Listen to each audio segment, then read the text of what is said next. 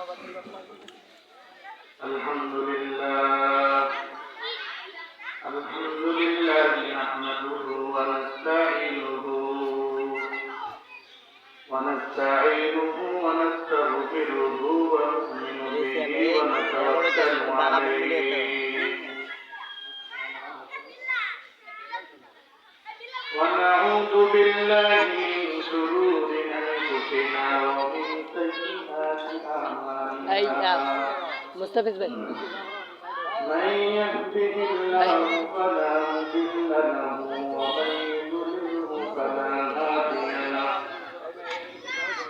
ونشهد أن لا إله إلا الله وحده لا شريك له ونشهد أن سيدنا مولانا محمدا عبده ورسوله أرسله بالحق بشيرا ونذيرا وداعيا إلى الله بإذنه وسراجا منيرا أما بعد فأعوذ بالله من الشيطان الرجيم بسم الله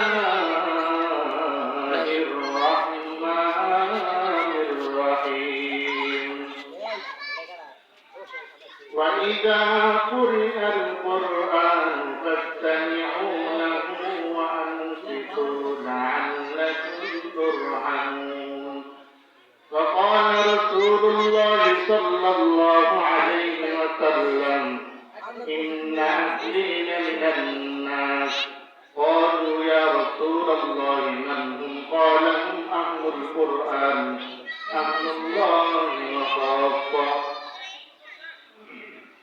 اللهم صل على محمد وعلى آل محمد كما صليت على إبراهيم وعلى آل إبراهيم إنك حميد مجيد اللهم بارك على محمد وعلى آل محمد كما باركت على إبراهيم وعلى آل إبراهيم إنك حميد مجيد الحمد لله জামি উসমানিয়া কালবাগা মাদ্রাসার বার্ষিক ইসলামী মহাসম্মেলনের সবচেয়ে সম্মানিত সভাপতি, আমার সামনে বসা ইসলাম প্রেমিক কোরআন প্রেমিক সম্মানিত হাজিরিন, মহান রব্বুল আলামিনের দরবারে লাখ কোটি শুকরিয়া আদায় করছি যে মহান রব্বুল আলামিন আমাকে আপনাকে কোরআনের মজলিসে এত আলোচনা করবার এবং শুনবার জন্য তৌফিক দান করেছেন। এজন্য আল্লাহ তাআলার দরবারে দিল থেকে শুকরিয়া আদায় করে বলছি আলহামদুলিল্লাহ। লক্ষ কোটি দুরূদ ও সালাম সাইয়্যিদুস সাকালাইন ইমামুল মুরসালিন আহমদ মুস্তাফা হযরত রাসূল করিম সাল্লাল্লাহু আলাইহি ওয়াসাল্লামের উপর সাল্লাল্লাহু আলাইহি ওয়াসাল্লাম। কারণ রাসূলুল্লাহ সাল্লাল্লাহু আলাইহি ওয়াসাল্লাম বলেছেন যে মজলিসে আল্লাহ এবং আল্লাহ রাসূলের নাম নেওয়া হয় না, সে মজলিসটা আল্লাহ তাআলার কাছে গ্রহণযোগ্যতা হয় না। আল্লাহ তাআলার কাছে ওই মজলিসের কোনো দামই থাকে না।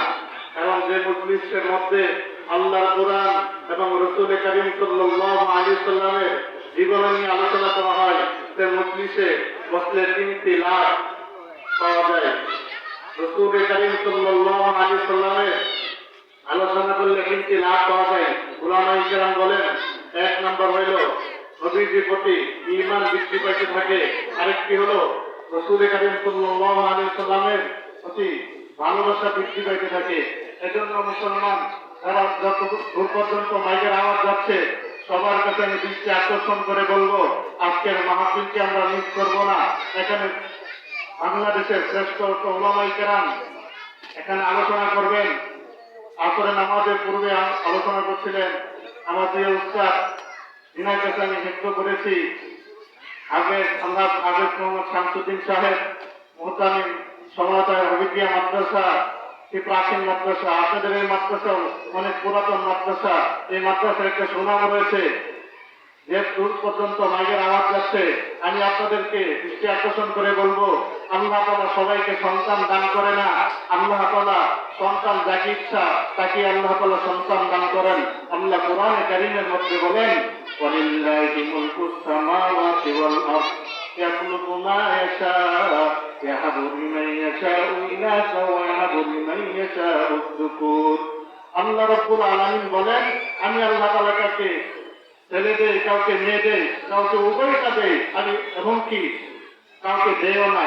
আপনাকে আল্লাহ তাআলা সন্তান দান করেছেন, ছেলে মেয়ে দান করেছেন। আপনি আপনার সন্তানটাকে যদি কোরআন শিক্ষায় শিক্ষিত করতে পারেন, আপনি হবেন পৃথিবীর মধ্যে সর্বশ্রেষ্ঠতম মা বাবা। আল্লাহর হাবিব সাল্লাল্লাহু আলাইহি ওয়াসাল্লাম এক হাদিসের মধ্যে বলেন, মানুষদের মধ্যে কিছু লোক আছে যারা আল্লাহ তাআলার আহান, আল্লাহ তাআলার পরিবারভুক্ত। সাহাবায়ে কেরাম জিজ্ঞাসা করলেন, ক্বালা হুম ইয়া রাসূলুল্লাহ, হে আল্লাহর হাবিব, তারা কারা? রাসূলুল্লাহ সাল্লাল্লাহু আলাইহি ওয়াসাল্লাম বলেন,